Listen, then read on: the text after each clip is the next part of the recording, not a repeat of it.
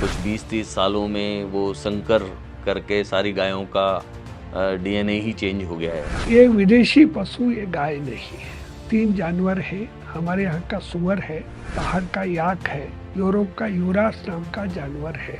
उनके जीन्स को मिलाकर 4 प्रजाति बनाई है, जर्सी, होलिस्टीन, फ्रीजियन, एचएफ। दूध जैसा सफेद पदार्थ देती है पर वो दूध नहीं है। न्यूजीलैंड के पार्लियामेंट में बहुत बड़ी बहस हुई, उसमें निकल कर आया डेविल इन द मिल्क, दूध में राक्षस। नमस्कार, स्वागत है आपका सुनो कहानी के इस अंक में।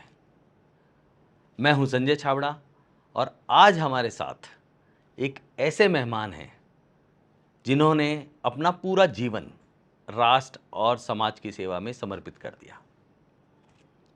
1953 में राष्ट्रीय स्वयंसेवक संघ के स्वयंसेवक के नाते संघ से जुड़े और 1964 में प्रचारक जीवन स्वीकार किया। 1964 से लेकर आज तक बहुत से दायित्वों का निर्वहन किया।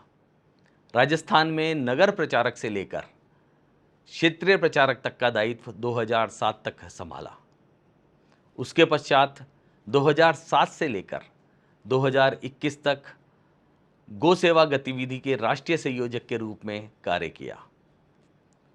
2021 से लेकर आज तक गौ सेवा केंद्रों के अनुसंधान और प्रशिक्षण केंद्रों की स्थापना का कार्य भाई साहब देख रहे हैं।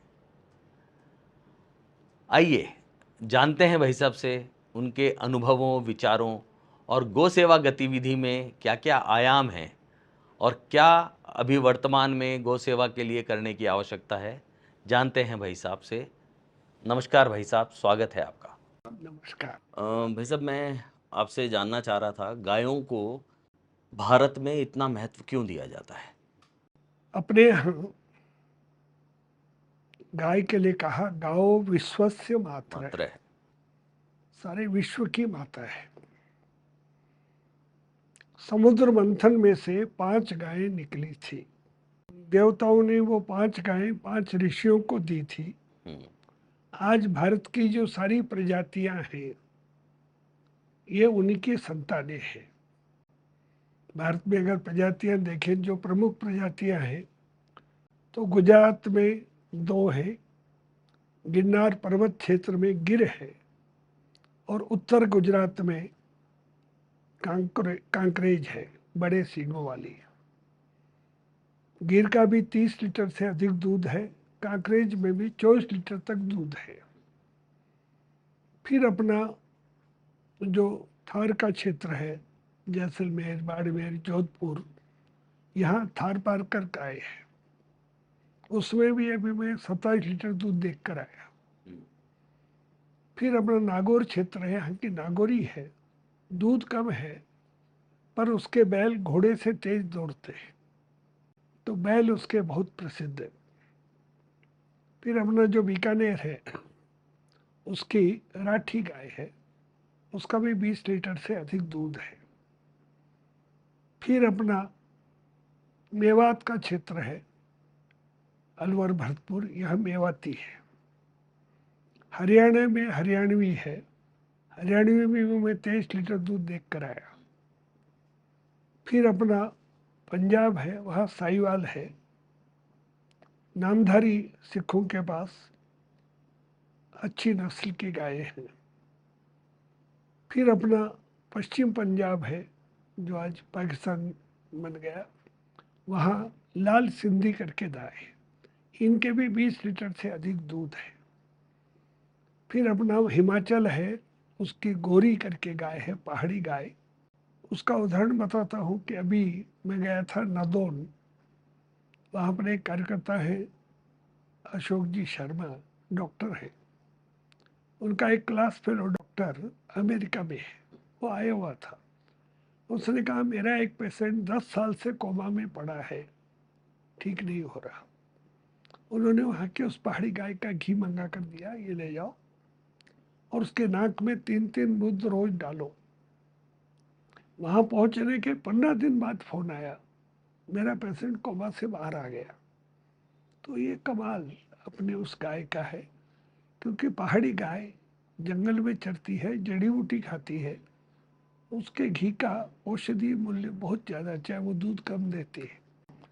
फिर अपना उत्तर प्रदेश है, तो खीरी लखीमपुर के आधार पर खीरी गाय है, गंगा के आधार पर गंगा तीरी है, बिहार में बछौर है, बंगाल में सीरी है, अपना छत्तीसगढ़ वहाँ कोसली है, फिर अपना उड़ीसा है, वहाँ घुमसरी, मोन्टू, बिंजारपुरी, ये 3 गायें हैं। फिर अपना आंध्र है, वहाँ ओंगोल है और पुंगानूर छोटी जो गाय। गाय आती है, छोटी वाली गाय। फिर अपना तमिलनाडु है, वहाँ उमलाचेरी है, कांगायम है, बरगूर है। फिर अपना केरल है, वहाँ कासरगोड है और बिचौर है, छोटी गाय है पर अच्छा दूध देती है। फिर अपना कर्नाटक है, वहाँ पहाड़ के साथ मल्लाड गिडा गाय है, छोटी गाय है पर 6 फुट दीवार लांग जाती है। अच्छा। फिर वहाँ हल्लीकर के गाय है, हिरण जैसे सींग है, बहुत सुंदर गाय है। फिर कृष्णा नदी के आधार पर कृष्णा वैली है और अमृत महल है।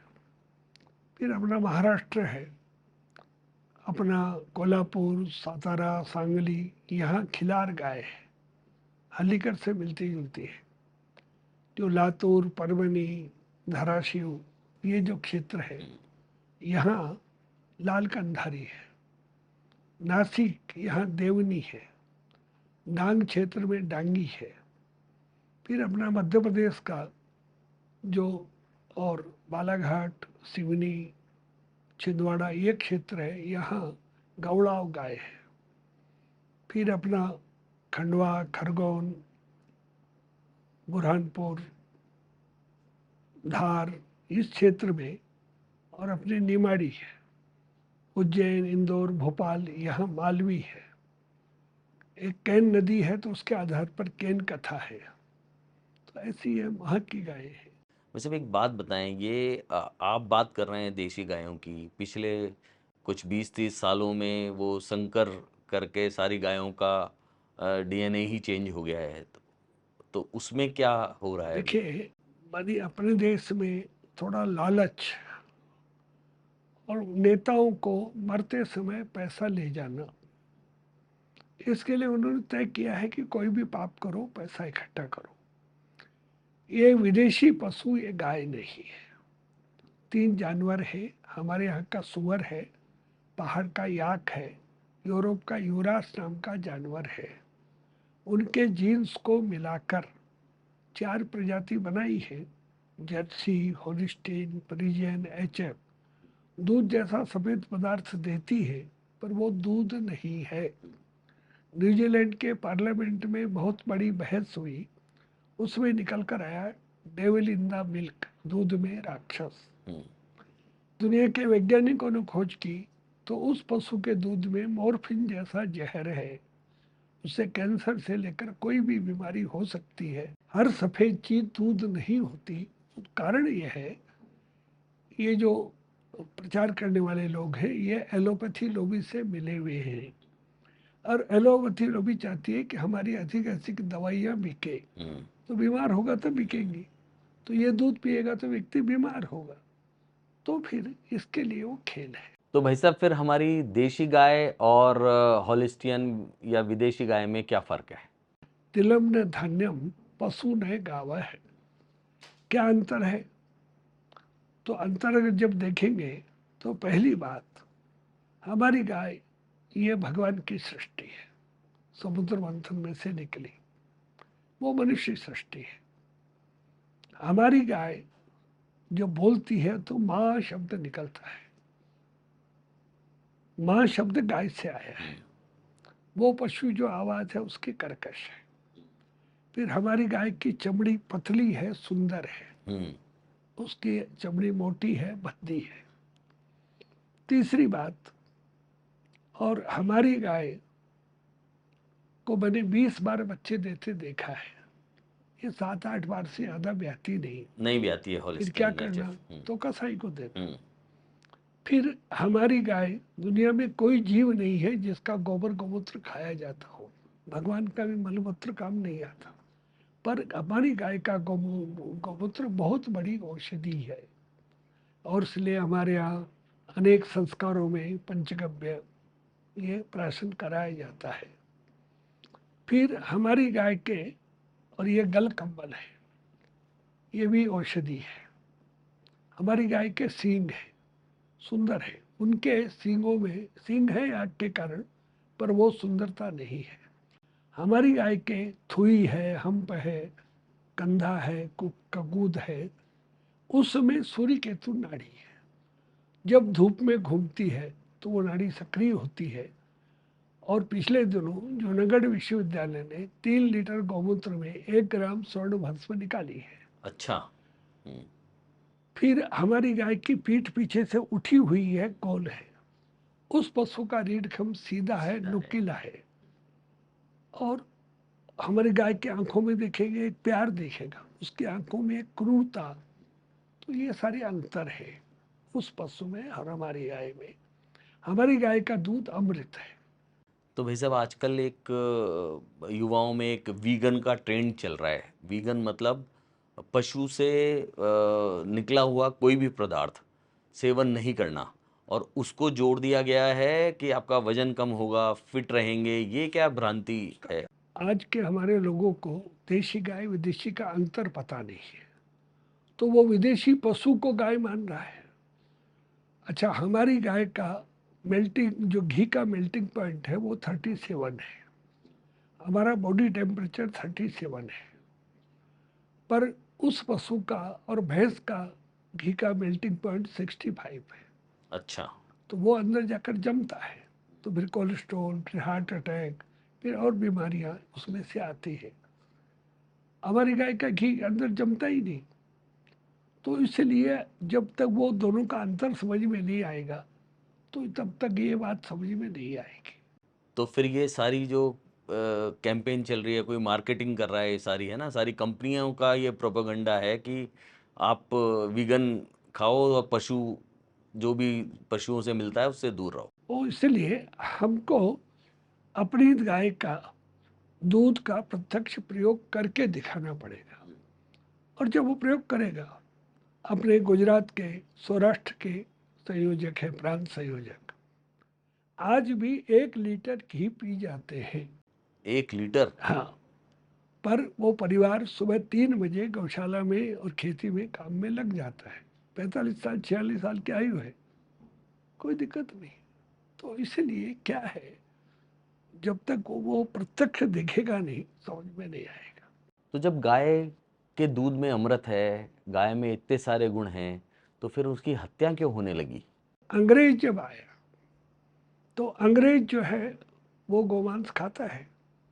उसको गोमांस के लिए यहाँ चाहिए था, तो यहाँ के कसाईयों को तैयार किया। और यहाँ उन्होंने गोवध के ऐसे केंद्र, स्लॉटर हाउस, ये उन्होंने शुरू किए। शुरू की। और उसमें से मुसलमान को हिंदू से अलग किया। नहीं तो 57 में मुसलमान हिंदू के साथ आ गया था। और क्योंकि ये सब लोग हिंदू से ही बदले हुए हैं, तो ये आ सकते थे, पर अंग्रेज को डिवाइड एंड रूल, तो इसलिए वो सारा, और उसमें से ये बढ़ता गया। सन 47 में भी देश में 60 करोड़ देसी गोधन था। हमारी जनसंख्या थी 35 करोड़, इसलिए दूध दही की कोई कमी मतलब नहीं। हर आदमी के पास लगभग 2 गोवंश थे। हाँ, हम्म। पर मैंने मेरे घर में 10-12 गायें देखी है। सन 50 में कलकत्ता में मेरे घर में 25 किलो दूध वाली देसी गाय थी। बड़ा परिवार था। तो ये स्थिति थी। आज की स्थिति यह है कि आज देश भर में देशी गाय केवल 14 करोड़ है। आबादी हमारी 145 करोड़ जा रही है। तो ये जो स्थिति है, इसलिए आज दूध तो चाहे जितना ले लो, पर वो दूध है ही नहीं, वो कृत्रिम दूध है। उसमें क्या क्या मिलाते हैं यूरिया से बना हुआ दूध पता है। है। एक वो व्हाइटनर आता है, उससे दूध बनता है, तो वो जहर है। तो इसीलिए वो बीमारी का कारण। और इसीलिए बीमारियां फैल रही है पूरे भारतवर्ष में और दवाइयों का प्रयोग बढ़ रहा है। मेरे घर में कभी डॉक्टर नहीं आया, उसका कारण है कि मेरे घर में हमेशा गाय रही। हाँ। आपने तो वैसे कोरोना का भी इंजेक्शन नहीं लगाया है शायद। नहीं, उसका कारण था, मैं जानता था कि ये कृत्रिम बीमारी है, और इसलिए मैंने 15,000 लोगों को जो मेरे संपर्क थे, मेरे से फोन आते थे, उनको कहा कि अस्पताल नहीं जाना, जांच नहीं करवाना, और उनको 100-150 रुपये में ठीक किया, एक भी केस खराब नहीं हुआ। तो इसलिए ये हवा बनाकर माल बेचने का, वो तो भारत अगर अपनी वैक्सीन नहीं बनाता तो हमारी हालत खराब हो जाती। तो ये सारा खेल है। वैसे अब बात करते हैं भूमि की और गोबर की। आजकल रासायनिक खाद का बहुत उपयोग हो रहा है। हम हमारी इस पुरातन पद्धति को कैसे बचाएं? देखिए, थोड़ा पहले जाना पड़ेगा। भगवान राम जब लंका विजय के करके और अयोध्या आए, भरत जी से मिलना हुआ, तो भरत जी ने कहा कि आप अपना राज्य संभालिए, और 14 साल में मैंने आपके राज्य की आय को 10 गुना बढ़ा दिया है। उनका 10 गुना बढ़ा दिया, तो उन्हें टैक्स लगाए। उन्हें बोले टैक्स कम किए, टैक्स कम किए और आय बढ़ा दी। बोले हाँ, कैसे? बोले गाय से। तो पूरा वाल्मीकि रामायण में वो पूरा प्रसंग है। तो कैसे क्या कर सकते हैं? तो अगर भूमि को शुद्ध करना है तो आपको गोबर गोमूत्र का उपयोग करना ही पड़ेगा। गोबर गोमूत्र में ये शक्ति है कि वो जबरदस्त और इसको ठीक करती है। मैं अभी कुछ समय पहले 4 अप्रैल को, और मध्य प्रदेश में चाकरोद एक स्थान है, भोपाल और उज्जैन के बीच में काला पीपल एक स्टेशन है, उसके पास, वहाँ अपने कार्यकर्ता हैं जयराम जी, उनके यहाँ गया था। उन्होंने मुझे हल्दी दिखाई, आधा एकड़ में हल्दी की थी, और उसमें उन्होंने गाय का समाधि खाद डाला था। गाय को मरने के बाद किसी को देना नहीं, उसकी चमड़ी हड्डी निकालना नहीं, उसको समाधि देनी। क्या करना है? 5 फुट लंबा, 5 फुट गहरा, 4 फुट चौड़ा गड्ढा बनाना, उसमें 50 किलो ताजा गोबर, 50 लीटर पानी घोलकर डाल देना, फिर 20 किलो मोटा नमक डाल देना खड़ा, फिर गौमाता को नीचे होकर सुला देना। गौमाता मानी गोवंश, गाय बैल सांड कुछ भी हो। फिर उस पर 30 किलो नमक और डाल देना, फिर 100 किलो गोबर, 100 लीटर पानी घोलकर डाल देना, पूरा डूब जाए। फिर जो मिट्टी निकाली थी वो डालकर समाधि बना देना। वर्षा का सिंचाई का पानी अंदर नहीं जाना चाहिए, वो नमक से गलनी चाहिए, पानी से सड़नी नहीं चाहिए। उसके बाद ऊपर जाल लगा दीजिए, कुत्ते खराब नहीं करें, या कांटे लगा दीजिए। 1.25 साल 1.5 साल बाद निकालना। कार्तिक, मगसीर, पौष, माघ, फागुन, चैत्र, इन 6 महीने में वृद्धि होती है। अगली चैत्र पूर्णिमा को सुबह निकालना। बैसाख, जेठ, आषाढ़, श्रावण, भादो, अगन, यानी अब अगर नहीं है आसोज, इनमें वृद्धि हो तो शरद पूर्णिमा को निकालना। सुगंधित खाद निकलेगा। अच्छा वैसा। और जो आपकी जमीन बंजर पड़ी है उसमें डालना, उसको हरा भरा कर देगा। 10 साल उसका आभार प्रभाव रहेगा। 10 साल? हाँ। तो उन्होंने उस और आधा एकड़ में डाला। कितनी हल्दी हो सकती है? 80 क्विंटल हल्दी हुई। आधा एकड़ में? हाँ इतना प्रभाव है उसका? हाँ, हम्म। यानी कोई भी चीज नहीं होती। तो क्या ऐसे और भी प्रयोग हुए हैं? मैं और गुजरात गया था, वहाँ भड़ूच में अपने कार्यकर्ता है, विभाग संयोजक है, चीकू लेकर आए, बहुत मीठा और साइज बड़ा। मैंने कहा कहाँ से लाए? बोले खेत से लाया। खेत से? बोले हाँ, 4 साल पहले गौमाता की मृत्यु हो गई थी, उसकी समाधि पर 3 चीकू लगाए थे। इस अच्छा। बार फल आया है। और कितना? 20 क्विंटल। अच्छा। 3 पौधों से 20 क्विंटल चीकू आया है। चीकू है। तो फिर वो सिंग खाली हो जाता है। हाँ, आपका सींग का जो है वो भी बताइए। तो वो जब सिंग खाली हो जाता है, उस सिंग में बड़ी और चीज गल जाएगी सब नमक से, खुर बचेंगे, सींग बचेंगे। खुर को अलग कर दो, सींग में जाले हैं, कैंची से काट कर साफ कर लो। चैत्र पूर्णिमा को सायंकाल चकमक पत्थर आता है, 2 पत्थर रगड़ेंगे चिंगारी निकलती है, क्वार्ट्स पत्थर। तो वो चकमक पत्थर में थोड़ा पानी मिलाकर आटे की तरह गूंद लेना, वो ठोक कर उस सींग में भर देना। मोटा सिरा नीचे, पतला सिरा, और सूरज भगवान की रोशनी के लिए 2 इंच जमीन से ऊपर खुला रखना।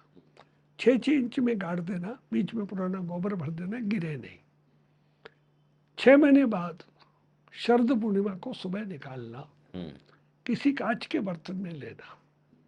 1 सींग से 300 ग्राम, 2 से 600 ग्राम, 4 साल में 2400 ग्राम खाद मिलेगा। 4 साल बाद इसमें छेद हो जाएंगे, इसको कूट कर भी खेत में बखेर देना। गिर और कांकरेज गाय है तो सींग बड़े हैं तो ज्यादा मिलेगा। अब इसका चमत्कार देखिए, इसमें से एक, इसको कांच के बर्तन में लेना, इसमें से 1 ग्राम खाद, 2 चुटकी, 2 चुटकी, हाँ 2 चुटकी मैंने 1 ग्राम, 13 लीटर पानी में, और 1 घंटा क्लॉकवाइज एंटी क्लॉकवाइज घूमना। अब उसके लिए समस्या हो सकती है, तो आजकल वॉशिंग मशीन है, उसको धोकर उसमें डाल दीजिए, वो दोनों तरफ घूमती है। उसको फिर हवा में फुहार बनाते हुए स्प्रे करना। आगे ड्रोन का उपयोग करना पड़ेगा। उसका परिणाम क्या होगा, आपने शाम को स्प्रे किया, सुबह सूर्योदय से पहले खेत में जाइए, पूरा खेत आपको अलग अलग रंगों में चमकता दिखेगा। अच्छा, तो वो जो कण पड़े थे उस पर ओस पड़ी, और उसमें से वो रंग चमकते हैं। अच्छा, उसको हमने इकट्ठा करके लेबोरेटरी में भेजा, तो लेबोरेटरी ने कहा 24 तत्व इससे फसल को मिल रहे हैं जो किसी दुनिया की चीज से मिलते नहीं, और इसमें से आपका प्रोडक्शन 20% बढ़ जाएगा। अच्छा, मैं खाली 1 ग्राम से? हाँ 1 ग्राम कब, जब रबी की फसल में 4 पत्ते आए तब, दोबारा 1 ग्राम जब और फूल आए तब 2 बार स्प्रे करना है। हमारे पास 2400 ग्राम है, 1200 एकड़ में डाल सकेंगे। मैं अभी और गुजरात गया था, हरियाणा गया था, मैंने पूछा कितना और गेहूं हुआ, तो उन्होंने कहा 1 एकड़ में 16 क्विंटल। अच्छा, तो 16 क्विंटल की जगह 20 क्विंटल होगा। अब 4 क्विंटल 2500 के भाव से हुआ तो 10,000 का बिक गया। हमारे पास 1200 एकड़ में डालने के लिए 2400 ग्राम है, 1200 को 10,000 से गुणा किया, 1,20,00,000 रुपया इस सिलिका खाद से, और आपको मिल जाएगा। कोई भी गाय जीवन में इतना खाती नहीं। रोज के 100 रुपए, महीने के 3,000, साल के 36,000, 25 साल जिंदा रही तो 9 लाख मिलेंगे, 1,20,00,000 केवल सिलिका खाद से। ओहो, और आप पूरे उससे वो ले लोगे दूध, वो अलग है। गोबर गौमूत्र छोड़ दीजिए, दूध मैं आपको बाद में बताऊंगा गोबर गौमूत्र कितना कीमती है। तो ये फिर वो सिंक खाली हो जाता है। तो शरद पूर्णिमा को दूध देने वाली देसी गाय का गोबर भरकर फिर गाड़ दीजिए। चैत्र पूर्णिमा को सुबह निकालिए, शाम को सिलिका खाद भरना है।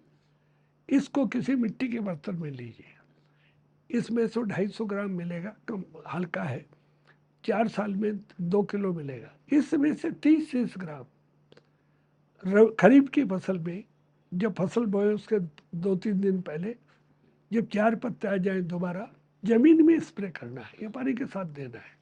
फसल के रंग में, स्वाद में, बढ़त में अंतर कर देगा। वैसे गाय और वास्तु का क्या कनेक्शन है फिर? किसी घर में वास्तु, आप मकान बनाया है, पहला काम गाय को घुमा दीजिए, आपका सारा वास्तु ठीक हो जाए। घर में गाय रख दीजिए, वो वास्तु ठीक का कारण क्या है, वो 84% ऑक्सीजन छोड़ती है। घर के बाहर गोबर का लेपन कर दीजिए, घर के अंदर जो है निगेटिव ऊर्जा का प्रवेश नहीं होगा।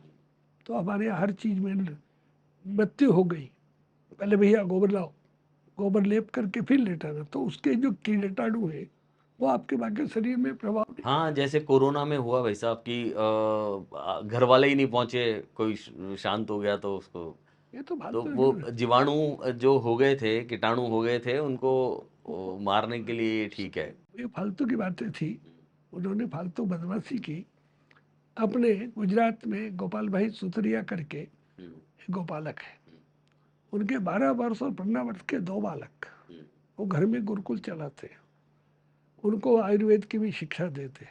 उन्होंने 3000 लोगों को की जांच की, जो बताया वही लेबोरेटरी में निकला, और पूरे कोरोना में घूमते रहे, कुछ नहीं हुआ। और रोज गौशाला में गाय की सेवा करते हैं। तो इसलिए तो ये, और इस प्रकार से, और इस मरने के बाद भी गाय देती ही देती है। तो सब दृष्टि से इसलिए भगवान कृष्ण ने, और उस जन्म में राम का जन्म वो गाय के कारण, यानी दिलीप जो है उनको संतान नहीं थी, तो दिलीप जी को कहा कि भैया तो गौ की सेवा करो, उससे उनको संतान हुई, उससे रघु, रघु से अज, अज से दशरथ, दशरथ से, और यहाँ भी उन्होंने, और गाय की घी की खीर जो बनाकर वो चार तीनों माताओं को दी, उससे सारे संतान हुई। भगवान महावीर का भी जो प्राकट्य है वो इसी में से निकला है, बड़ी मूर्ति, और अनेक जगह। तो गाय जो है वो हमारी अर्थव्यवस्था का आधार है। देखिए, खेती में आप जो भी जमीन खराब है, पहला तो मैंने कहा कि आप समाधि खाद डाल दो, वो उर्वरा कर देगी। दूसरा, शुरू में बिल्कुल बंजर जमीन में 10 टन गोबर डालो 1 एकड़ में। 1 एकड़ में? हाँ, तो वो सारा उसको खत्म करके, और पहले साल में ही आपको बराबर उतना दे देगी और खर्चा कम हो जाएगा। तो अभी हमने एक नया प्रयोग किया है कि गोबर को ऐसा ढेर मत करो, 5 फुट चौड़ा, 10 फुट लंबा, 2 फुट गहरा गड्ढा बनाओ, और आपका जो भी गोबर है उसमें डालते जाओ। जब वो भर जाए तो पुराना मूसल लाओ, और उसे 1-1 फुट में गड्ढे कर दो, या और कोई चीज़ से गड्ढे कर दो। फिर 30 किलो ताज़ा गोबर, 30 लीटर छाछ, 2 किलो गुड़, 1 किलो तालाब की या बड़ के पेड़ की बारी की मिट्टी, इनको पहले घोल लो। फिर 150 लीटर पानी और मिला लो, उन सब गड्ढों में भर दो, ऊपर से ढक दो पेड़ के नीचे। 1 महीने बाद फिर खोलो, फिर ये डाल दो। ये देसी केचुए का भोजन है। अच्छा। 2 महीने में वो देसी केचुआ इसको बढ़िया खाद में बदल देगा। 10 रुपए किलो बेचो। तो ये केंचुए उसमें डालने हैं कि वो जमीन में से अपने आप आ जाएंगे? जमीन के केचुआ नहीं आएगा, मिलेंगे। बाहर का केचुआ वो यूं चलता है, हम्म। हमारा केचुआ, ऊपर नीचे चलता है। बाहर का केचुआ 35 डिग्री टेम्परेचर के ऊपर मर मर जाएगा। जाता है, हाँ। 10 डिग्री से कम हुआ तो सो जाएगा, वो काम नहीं करेगा। हमारा केचुआ हर परिस्थिति में काम करेगा। अच्छा। हमारी गाय, अब चूरू जिले में मैं रहा हूँ, मैंने 60 टेम्परेचर देखा है, मैं +53 देखा है। दोनों में हमारी गाय रहती है। ये नहीं रह सकती, ये हाँफने लगती है। हाँ, ये तो इनको तो पंखे कूलर लगाने पड़ते हैं गायों के लिए। हमारी गाय हर परिस्थिति में, तो ये जो है ना। वैसे एक और बात, अभी ये बात करते करते मुझे ध्यान आया, आपने एक जो आजकल सिजेरियन डिलीवरी की बहुत टेंडेंसी बढ़ गई है, तो उसके बारे में नॉर्मल डिलीवरी के लिए भी गोबर का कोई हमने उपाय है वो बताइए। 10,000 से अधिक बहनों को गोबर का रस पिलाकर नॉर्मल डिलीवरी कराई है, और उसका कारण है ये बच्चादानी का मुंह खोल देता है।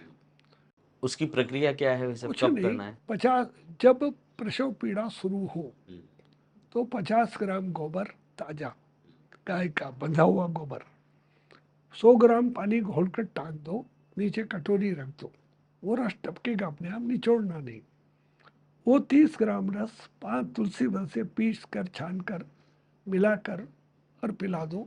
घंटे भर बाद दोबारा पिला दो, 2 घंटे में नॉर्मल डिलीवरी हो जाएगी। अच्छा वैसे। धैर्य रखना पड़ेगा। दूसरा, उस बहन को कहो कि साल भर या 9 महीने वो काम नहीं छोड़े। डॉक्टर जो कहते हैं आराम करो, आराम करेगा मतलब शरीर सख्त हो जाएगा, वो झाड़ू है, पोंछा है, बर्तन है, भोजन है, ये घर के कपड़े धोना है, ये सब काम उसको करते रहना चाहिए, तो बिल्कुल नॉर्मल डिलीवरी होगी। मैं उड़ीसा में संबलपुर में था, एक गौशाला में डॉक्टर साहब लगे थे, खून खून, डॉक्टर साहब क्या कर रहे हो, क्या करूं, ठहरो। मैंने उसी गाय का आधा किलो गोबर लिया, 1 लीटर पानी लिया, घोल कर छान कर बोतल में भर कर गाय का मुंह करके पिला दिया। 15 मिनट में प्रसव हो गया। वो डॉक्टर साहब देखते रहे। उस बछड़े के 2 मुंह थे, वो गाय नहीं थी, विदेशी पशु था। वो देखते रहे।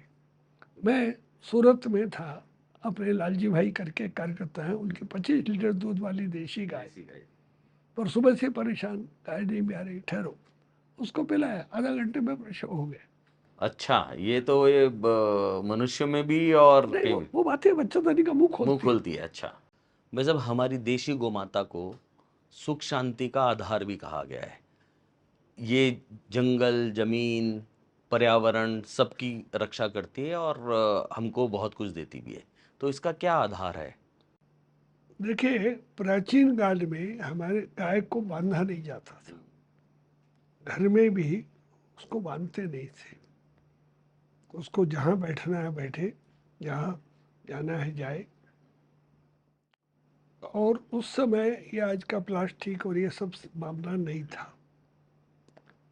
घर में भी गाय को हम रोटी जाकर हाथ से देते थे, सड़क पर फेंकते नहीं थे। तो हमारी सारी सृष्टि की संरचना का आधार गाय है। गाय के सींग पर सृष्टि खड़ी है, ऐसा भी बोलते हैं। बोलते हैं। तो सबसे पहले, और जल को शुद्ध करने का आधार गौमूत्र और गोबर है। हमारे यहाँ नदी के किनारे दाह संस्कार होता था, गोबर के कंडे से दाह संस्कार होता था। वो भस्म जब नदी जाती थी, नदी को शुद्ध करती थी, अच्छा, इसलिए दाह संस्कार नदी के किनारे है। वैसे इसका कोई वैज्ञानिक प्रमाण उसमें ऐसी है? चीजें हैं जो उसको शुद्ध करती है। अच्छा। तो इसलिए, तो जल को शुद्ध करना, आप राख डालिए, और अपना जैन संत पानी में राख मिलाकर, क्यों, तो वो जल को शुद्ध करते हैं। इसलिए राख जो है गोबर की, वो जल को, गौमूत्र, कई जगह ऐसा भी देखा गया कि जहाँ कुआं सूख गया, आप लगातार उसमें गौमूत्र डालिए, उसको वापस कुएं को चालू अच्छा, कर अपने आप पानी आ जाता है आ जमीन में से? जाता है। अच्छा अच्छा। तो उसमें ये शक्ति है गाय के। इसलिए जल को शुद्ध का आधार गोबर गौमूत्र ही है। पर हमने विदेशी पशु ले लिया, भैंस ले लिया, और उसका भी अरे गौमूत्र ही है। गौमूत्र नहीं है भाई, गोबर नहीं है भाई। तो भाई साहब, जो नदियों में जो जल दूषित हो रहा है, अगर गोबर गोमूत्र जैसे आप कह रहे हैं कि दाह संस्कार पहले कंडे से होते थे, तो वो अगर तो उससे करेंगे अपने आप शुद्ध हो तो जाएगा शुद्ध हो जाएगा। जल? पर गंदा जो है वो उसमें नहीं जाएगा। इसलिए क्या है कि घर के बाहर एक सोक पिट बनाना चाहिए। अच्छा। सोक पिट यानी 10 फुट गहरा, 3 फुट चौड़ा, उसमें 3 फुट में मोटी गिट्टी भर दो या कोयला भर दो, 3 फुट में छोटी गिट्टी भर दो, उसके गैप में वो चढ़ जाएगा, 3 फुट में बजरी भर दो, ऊपर जाल लगा दो, 1 फुट खाली रखो, उस पर कोई पत्थर रख दो, और सारा पानी घर का उसमें जाए। वो उस बजरी में से छन करके, जो कचरा है वो नेट पर रह जाएगा, वो छन कर नीचे होकर शुद्ध होकर, कोयले से शुद्ध होकर जमीन में चला जाएगा। तो सड़क गंदगी कहीं भी, और ये पानी बाहर आएगा नहीं। यानी घर का गंदा पानी जो हम नदियों में डाल रहे हैं, अच्छा। उसको ये ठीक कर देगा, उसमें वो जाए ही नहीं नदियों में। तो ये अपनी व्यवस्था है। हम्म। तो इसको ये करना। दूसरा, इसलिए क्या है कि जल को, नदी का जल, तालाब का जल, हमारे यहाँ 3 तरह के तालाब बनाते थे। एक तालाब होता था और पीने के लिए, एक तालाब होता था स्नान करने के लिए, और एक तालाब होता था कपड़े धोने के लिए। 3 अलग तालाब हर गांव में बनते थे। न पीने वाले पानी के तालाब में कहीं भी और कुछ नहीं। गायों के लिए उसी में एक कोने में रास्ता रहकर वो वहाँ से पानी पीती थी, बाकी पानी यहाँ लेती। तालाब के किनारे कुआं बनाते थे कि वो पानी तो वो जिसके कुएं में आ जाएगा तो पीने के वो काम में आ शुद्ध, जाता हाँ, था। नदी के किनारे कुआं बनाते थे, तो वो कुएं में शुद्ध पानी रहता था। गर्मी में ठंडा, सर्दी में गर्म। वो भगवान एकदम, आज ये जो हमने टंकियां बनाई हैं, ये बहुत बड़ी गलती की है वाटर वर्क्स के नाम पर। वो महीने तक कोई सफाई नहीं, गंदगी, जीव गिर जाते हैं। तो वास्तव में कुआं सबसे बढ़िया और शुद्ध जल का स्रोत है। पर शाम के समय रात होने पर कुएं पर नहीं जाना। माँ कहती थी कुआं सो गया, तो रात भर वो रिचार्ज होता था। अच्छा, ये उसके सिस्टम था। सिस्टम था। तो जल का शुद्ध का साधन है, आप गोमूत्र गोबर डालते जाइए, जल शुद्ध हो जाएगा। अच्छा, गोबर से गंदा नहीं होगा जल। गोबर गंदा है ही नहीं, अच्छा, गोबर शुद्ध करता है। तो ये एक तो चीज ये है। तो फिर यूरिया का क्या करें? वो तो जमीन में ही घुल गया है सारा। पूरा पंजाब कैंसर से पीड़ित हो गया है। एक ट्रेन आती है, वो तो कैंसर ट्रेन ही कहते हैं उसे। जमीन का भोजन गोबर गोमूत्र है, यूरिया डीएपी नहीं। और अगर आपको, जब से हमने यूरिया, हम लाखों वर्षों से, राजा पृथु के समय से, और हम खेती करते आ रहे हैं, तो आज ये गड़बड़ क्यों हो गया? और अभी जैसे संकट आया है, खाद की कमी हो उसका गई है, उसका उसका इलाज उपाय? बहुत बढ़िया इलाज है। उसके लिए खाद की कमी की जगह गायों के गोबर का उपयोग करिए। आप हर गांव में, घर में गोबर गैस लगाइए। और गोबर गैस से आप घर का भोजन बनाइए, आपको सिलेंडर की जरूरत नहीं। मैं सब गोबर गैस के प्लांट सरकार ने लगाए भी बहुत, कई गौशालों में भी देखिए, लगे, सरकार, आप लेकिन वो चल नहीं पाए। सब्सिडी और स्वार्थ के लिए लगाए। व्यक्ति खुद के पैसे से लगाएगा ना, तो उस पैसे का महत्व समझेगा। हाँ, ठीक है। फोकट का मिलेगा तो अपन ने बहुत जगह लगाए हैं और बहुत अच्छे परिणाम है। अपने जामनगर में एक सिद्धार्थी व्यास करके कार्यकर्ता है, वो सारे शहर का किचन वेस्ट लेते हैं, खुद की गौशाला है, वो गोबर और किचन वेस्ट मिलाकर सारे शहर को गैस सप्लाई करते हैं भोजन के लिए। अच्छा, सरकार से एमओ हुआ है। एमओयू है उनका। हाँ, तो वो सारा सप्लाई करते हैं, और स्लरी जो है खेतों में जाती है। तो ये तो घर में भोजन बना लीजिए और उसके स्लरी से आप खेती कर लीजिए। दूसरी बात, अब मैं पालनपुर गया था, वहाँ बनास डेयरी वालों ने और एक सीबीजी कंप्रेस बायोगैस उसका प्लांट लगाया, और उससे हमने 10 किलो गैस भरवाई, 40 का एवरेज दिया। अच्छा, पॉल्यूशन नहीं, 61 रुपए किलो, 400 किलोमीटर चल गई हमारी कार। हम अगर पेट्रोल भराते तो 2,000 रुपये लगता। तो देश भर में जो भी 1000 से बड़ी और जनसंख्या की गौशालाएं हैं, वहाँ सब जगह सरकार सीबीजी प्लांट लगा दे, तो पेट्रोल डीजल मंगाने की जरूरत नहीं, उससे हमारा काम चल जाएगा, गाय बढ़ाते जाओ। तो आपका आज जो एलपीजी की समस्या है, यूरिया डीपी की जगह गोबर गैस ये हम दे सकते हैं, फिर पेट्रोल डीजल की जगह इसका उपयोग कर सकते हैं। तो सारी समस्या का हल हमारे पास है। वैसे आपने किचन गार्डन की बात की घरों में, वो पता नहीं सफल नहीं हो पा रहे हैं, लगाते हैं लोग। हर चीज को बच्चे की तरह पालना पड़ता है। आपने लगाया है, आप पानी कब दे रहे हो? आप दोपहर को पानी देंगे तो सारा सूख जाएगा, पानी भी ज्यादा लगेगा। शाम को पानी दीजिए, थोड़ा पानी दीजिए। अच्छा, फसल को नमी चाहिए, पानी नहीं चाहिए। पानी। ज्यादा पानी देंगे गड़बड़ होगा। मैं अभी इंदौर गया था, वहाँ 250 परिवार मिले। उन्होंने कहा कि हम साल भर में 1 रुपए की सब्जी हमने बाजार से नहीं खरीदी, सारी छत पर हो जाती है। प्लास्टिक के फटे हुए पाइप लाइए, 8 इंची वाले, उसमें गोबर मिट्टी भरकर रख दीजिए, ऊपर से मुंह दोनों बंद कर दीजिए, उसमें थोड़ा पानी देकर 1-1 फुट पर पौधे लगा दीजिए, ऊपर तार बांध कर उसको ऐसा खड़ा कर दीजिए, 4-4 फुट पर। शाम को कुर्सी डालकर बैठ जाइए, मजा आएगा। तो भाई साहब, फिर ये तो बताएं आप कि अगर पेस्टिसाइड इस्तेमाल ना करें तो क्या इस्तेमाल करें? फिर उसका दूसरा विकल्प क्या है? जल है, ये जमीन है, तो जमीन का भोजन, उसके लिए दूसरी जो चीज है कि जमीन में ये भारी पेस्टिसाइड मत डालिए। तो हम लोग गौमूत्र से दवा बनाते हैं। गाय रोज गौमूत्र देती है, उसको आप प्लास्टिक ड्रम में इकट्ठा कर लीजिए। 100 लीटर गौमूत्र इकट्ठा हो गया, तब उसमें 10 किलो आखड़े के पत्ते, 10 किलो नीम के पत्ते, 5 किलो धतूरे के पत्ते और फल, 5 किलो करंज के पत्ते, 5 किलो अरंडी के पत्ते, 2 किलो तीखी हरी मिर्च, 2.5 किलो लहसुन, इन सबको कूट कर और या चटनी बनाकर उसमें डुबो दीजिए, कपड़ा बांध दीजिए, 21 दिन रहने दीजिए। 21 दिन बाद निकाल कर निचोड़ लीजिए। उसमें 500 ग्राम नीला धोता ये पीस कर मिला दीजिए। ये दीमक की दवा है। बढ़िया दवा तैयार हो गई। अब इसमें 1 लीटर में 50 लीटर पानी मिलाकर फसलों में, 1 लीटर में 100 लीटर पानी मिलाकर के सब्जियों में छिड़काव करिए। कोई बाजार की दवा लाने की जरूरत नहीं।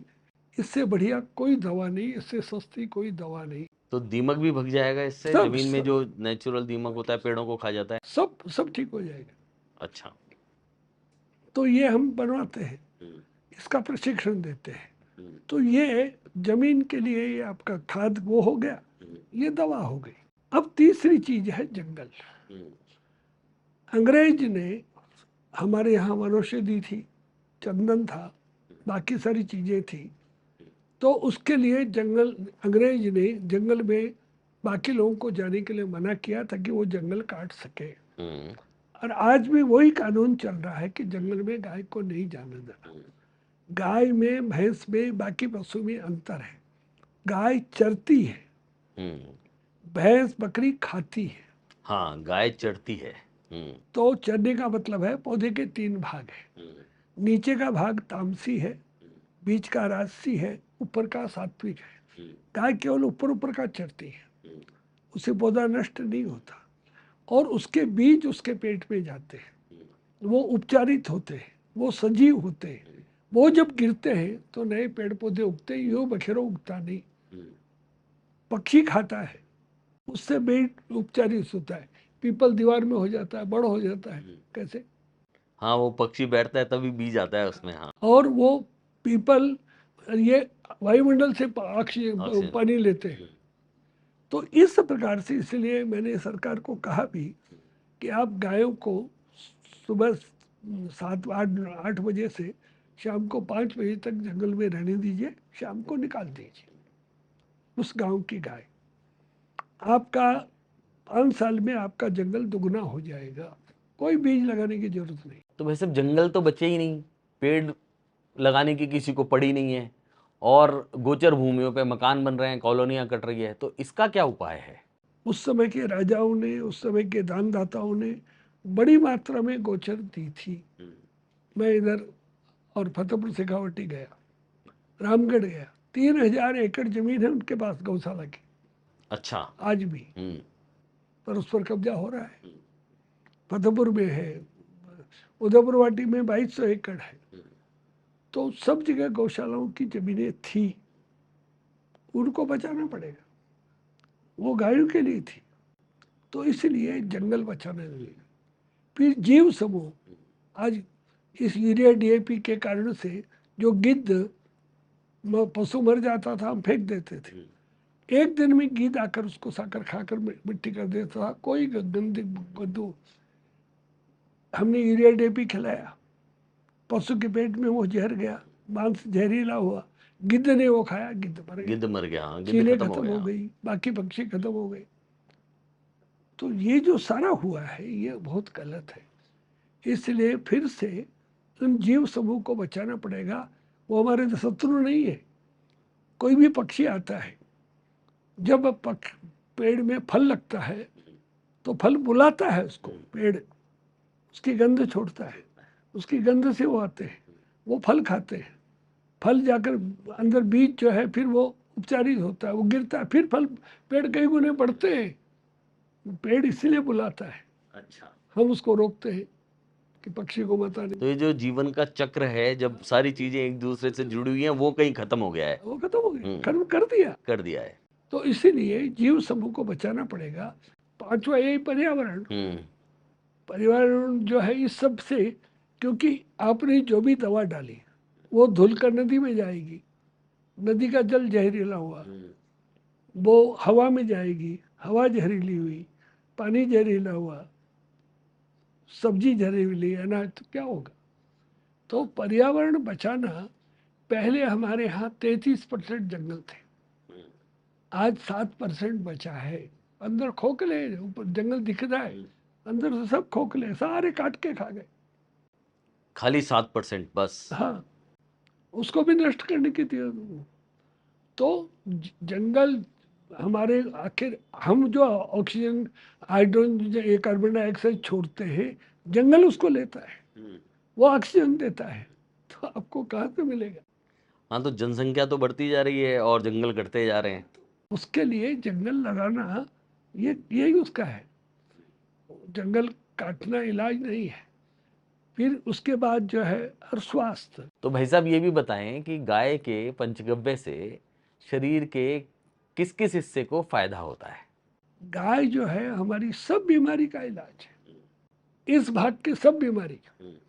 गाय का घी ठीक करता है, पेट की सब बीमारी गाय की छाछ ठीक करती है। दूध हमारे बालों को, आंखों को, इनको दूध ठीक करता है। गौमूत्र कैंसर से लेकर सब बीमारी गौमूत्र ठीक करता है। अच्छा, हमारे सारे चर्म रोग हैं ये गोबर से ठीक होते हैं गोबर वैसे? से ठीक होते हैं।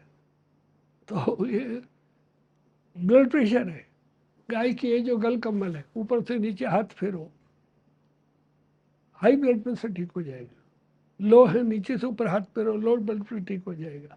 डायबिटीज है, गोबर की थेपड़ी बनाओ, उस पर पैर रखकर सुबह आधा घंटा, सुबह आधा घंटा शाम को बैठो, आपकी डायबिटीज ठीक हो जाएगी।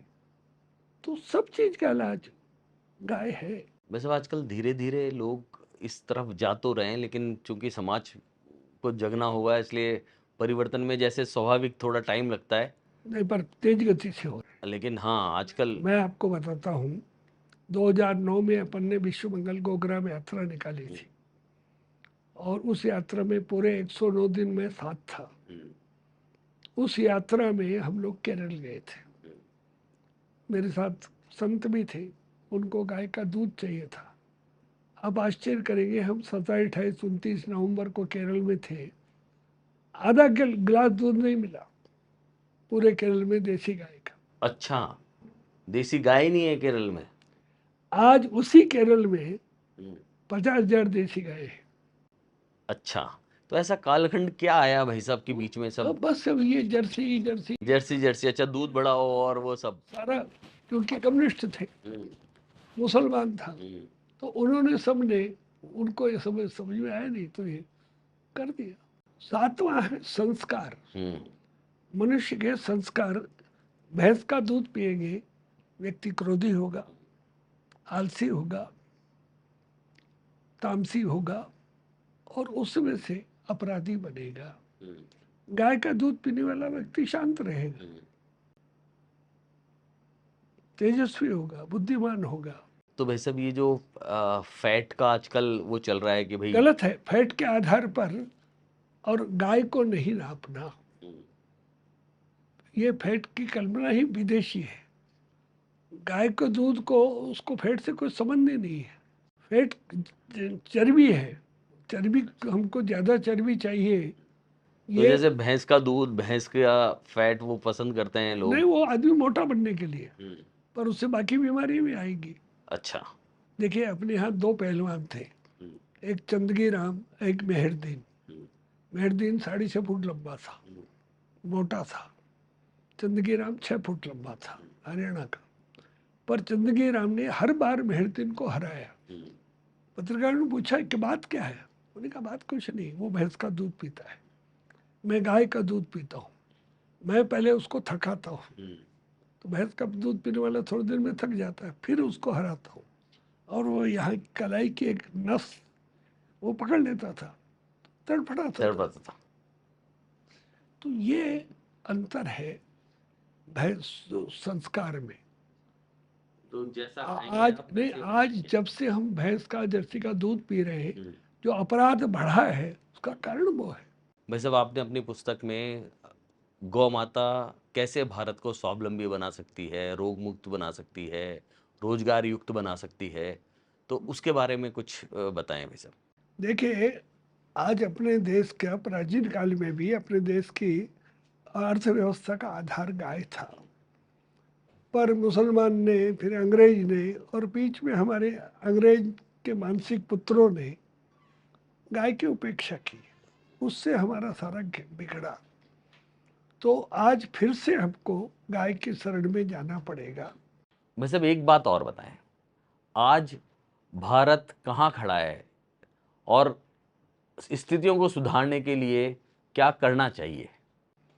गाय हमारे जीवन का आधार है।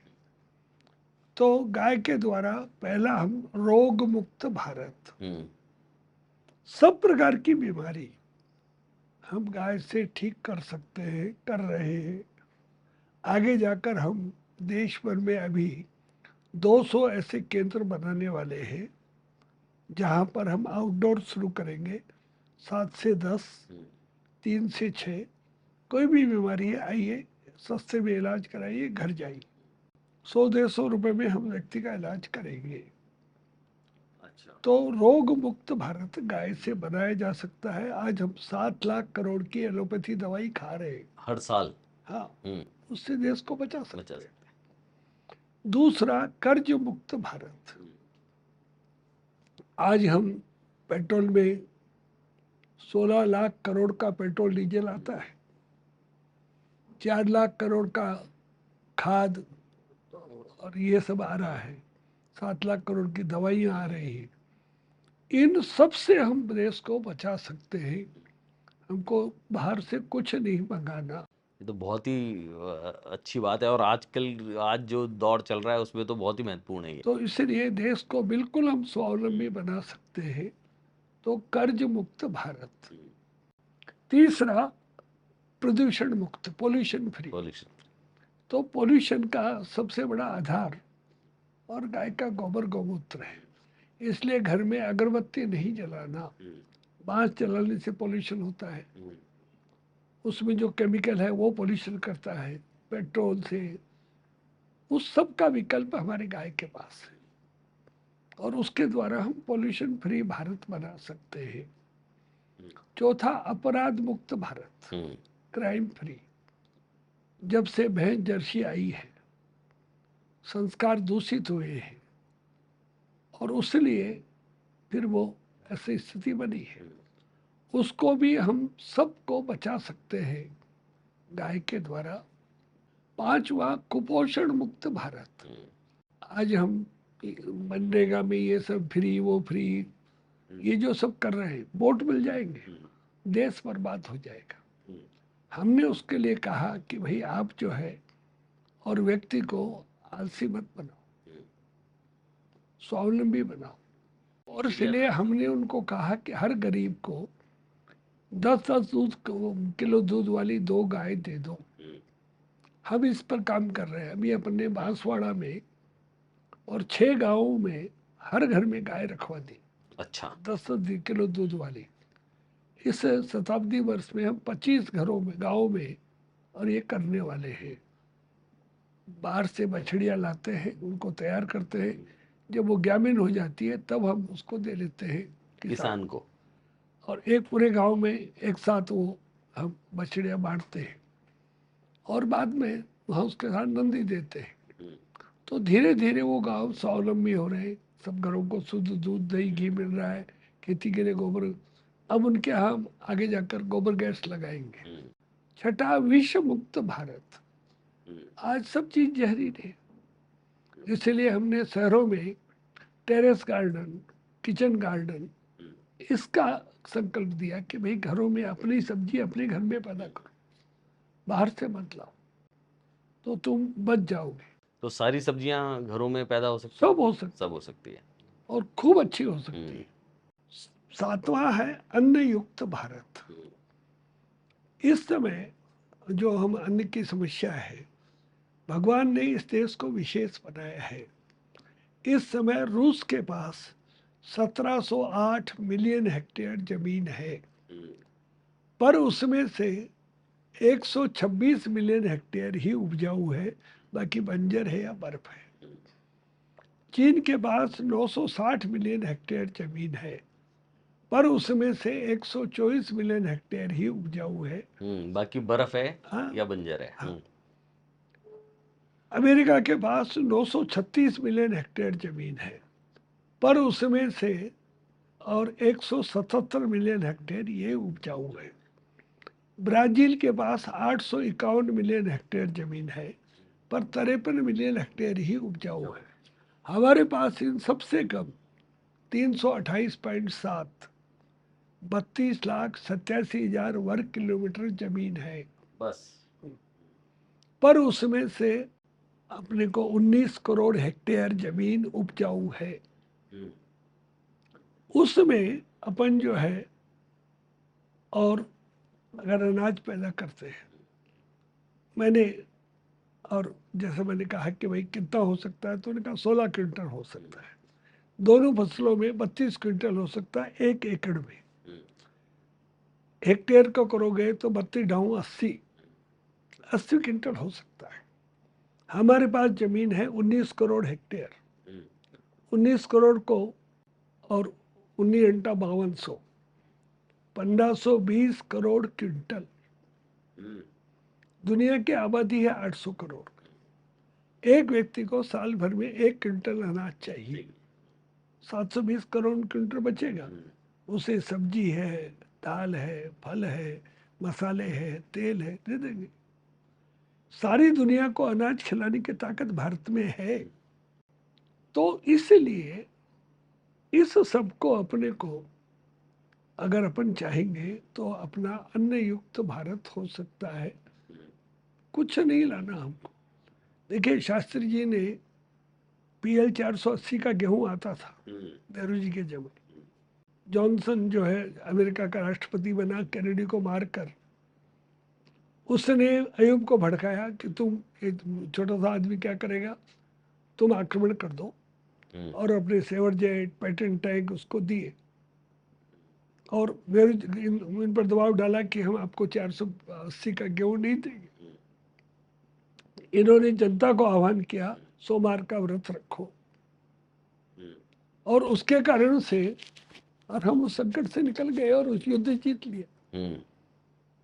तो हमारी जनता को अगर हम आह्वान करेंगे और स्वयं का जीवन रखेंगे तो ये हो जाएगा। तो अन्न युक्त भारत।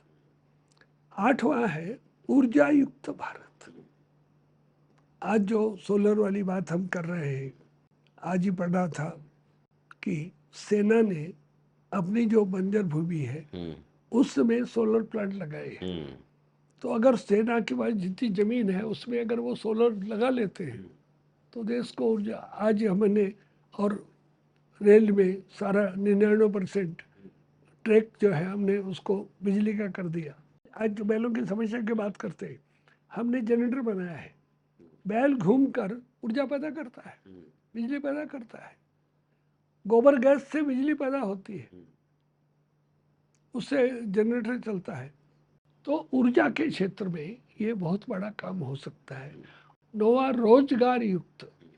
हम 300 प्रकार के और प्रोडक्ट अभी बना रहे हैं गोबर गोमूत्र से, और उसमें काम दे रहे हैं। धीरे धीरे काम उससे गांव का पलायन रुकेगा। तो हमने अभी एक और कल्पना दी है, स्वावलंबी सुरभि ग्राम संकुल। एक गांव लेना जिनके पास जमीन है, उस गांव में और 100 गायें रखवाना, और उस गांव को शहर से एक के एक कॉलोनी से जोड़ना। उसके जो रोज उत्पाद है, वहाँ सब्जी है, अनाज है, फल है, दूध है, दही है, घी है, ये सब चीज, दवाइयाँ हैं, वो लाकर शहर को देगा। तो गांव की संस्कृति शहर में आएगी, शहर की समृद्धि गांव में जाएगी। और ऐसे 10 गांव का एक संकुल बनाना एक जिले में, शुरू में 10 कॉलोनियाँ, 10 छोटे बस्ती, ये उससे जुड़ जाएगी। उनका स्वास्थ्य ठीक होगा, उनकी बीमारी ठीक होगी, उसका घर का खान पान में आनंद आएगा, और वो गांव से जुड़ेगा। भारत को रोग मुक्त बनाना है, कर्ज मुक्त बनाना है, विश्व मुक्त बनाना है, इसका सिर्फ एक उपाय है, हमारी भारतीय देशी गौमाता। शंकर जी भाई साहब से बातचीत अगले पॉडकास्ट में भी जारी रहेगी। तब तक के लिए नमस्कार।